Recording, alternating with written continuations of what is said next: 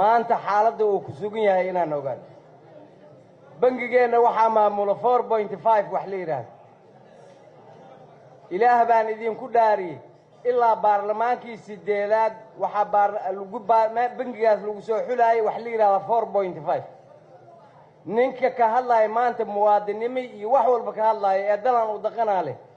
ee bangigiisii bangiyadii baraanjiyadii Brim Bank iyo Salaam Bank ay ka hormarisiin oo baqaarab la moodo bangigeeni ayaa waxa la ajaaniba loo dhiibaya dakhliga dalka meelaha ugu wanaagsan waxa kamid ah dekada yaa noo hayo dakhliga soo aruuriyo waxa soo aruuriyaa shirkadda oo ajnabi ah eelaboorka yaa soo aruuriyo dakhliga ka soo xareedo eelaboorka waxa soo xareeya hay'ad shirkad ajnabi ah maanta xalkeena wuxuu ku jiraa aniga hadda ma maqlin cadaana loo dhiibaahay kan gaalka ugu madow in loo dhiib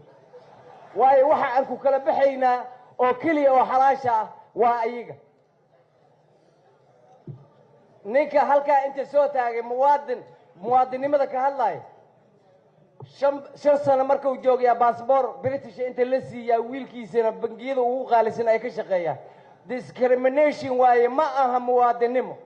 dalkeena waxaan rabnaa inuu furfurnaado dalkeena waxaan rabnaa inaan adduunyada wax la qaybsano dalkeena waxaan rabnaa inaan cadaalad dhabe dadkeena loogu maamulo ma doonayno 4.5 iyo wax la mid ah waxa lagu soo xulay dadka hadda qaylinaho dad waxay rabaan 4.5 in loogu soo xulo adeer lacagta ceeluray iyo makooyle iyo dhiriyow laga soo aruuriyo 4.5 kuma qaadanayso ee canshuurta shacabka Soomaaliyeed waa maasanta aad u maasanta